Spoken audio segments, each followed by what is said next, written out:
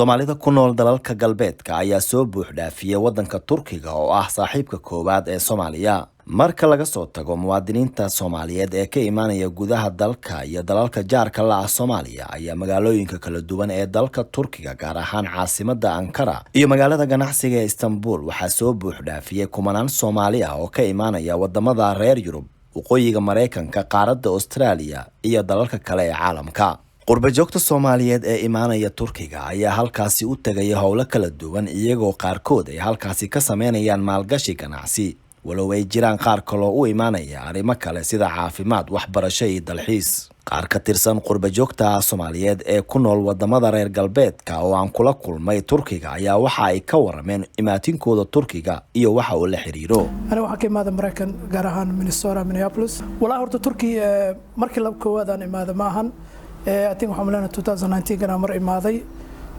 haddana waxa waaye 2000 sanadkan haddana mar labaad ku soo laabtay. Horta wadanka runtii waa ka helay waa wadan dhaqaalihiisii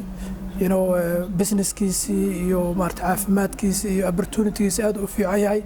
Marka soo laabadkan waxay ii noqotay in aan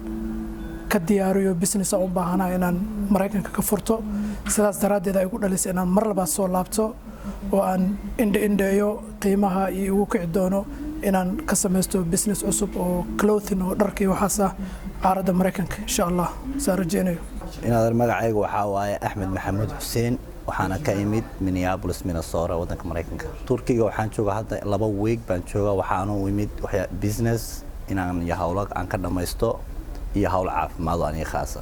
niyo Soomaalidu si badan bay u timaadaa wadankan sababtoo ah wadankan waxyaalo badan oo wadanada kale aan laga helin baa laga helaa sida caafimaadka,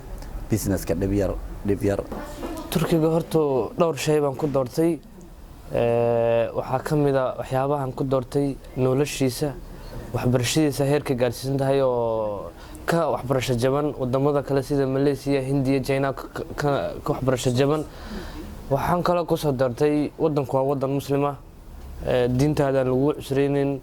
salaadaha xilqa doonto socon karto wadamada kale wadamo kristaana waxyaabo badan baa caqabad kala kulmi kartaa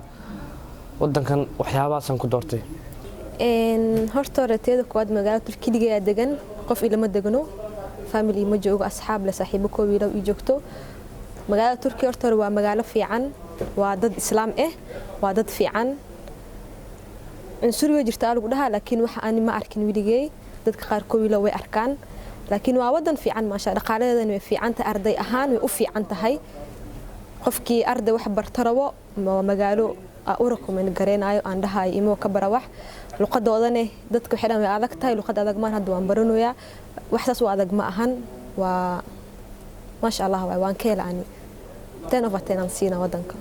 gudoomiyihii golaha wakiilada Puntland Cabdixakiim Maxamed Axmed Dhoobadaareed oo isna kamid ah muwaadiniinta Soomaaliyeed ee sida weyn u maalgashtay dalka Turkiga ayaa waxa uu ka waramayaa sababta ay xilligan dadka Soomaaliyeed ugu soo qulqulayaan dalkan Turkiga. Soomaaliya waxa la oran karaa Turkigu hadda waa dalalka meesha weyn kaga yaala waayo waa dalkii ama hogaamiyaha Turkiga hogaamiyihii Soomaaliya indhaha caalamka ku soo jeediyay iyadoo oo waliba xaalkeedu aanu fiicnayn mararkii ay ugu liidatay ay marayso waa hogaamiyihii ku dhiiraday inuu ka dego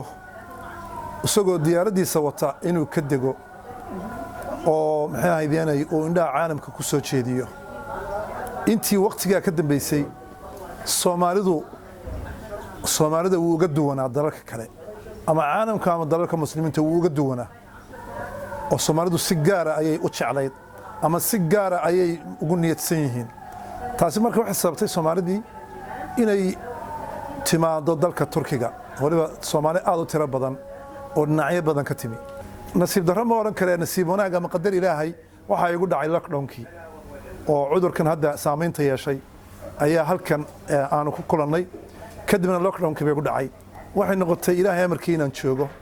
kadib ayaa markaa waxyaabahan dambaan galay soo bixeen oo ay muuqdeen oo in Soomaalidu u baahan tahay meela maxay ahaydeen aan ku filayn meelaha ka jira oo ama fadhiyada ama meelaha wax ka cunaan ama saldhigyadoodu taas ayaa markaa u kalaftay inaan furo meelahan meheradan oo hadda 2 qaybood aan ka dhigno qayb kale aan company gaar ka dhigayno oo adduunka ku xirno man transferina Cabdiqani Cali Dalmar warbaahinta qaranka istanbul turkiga.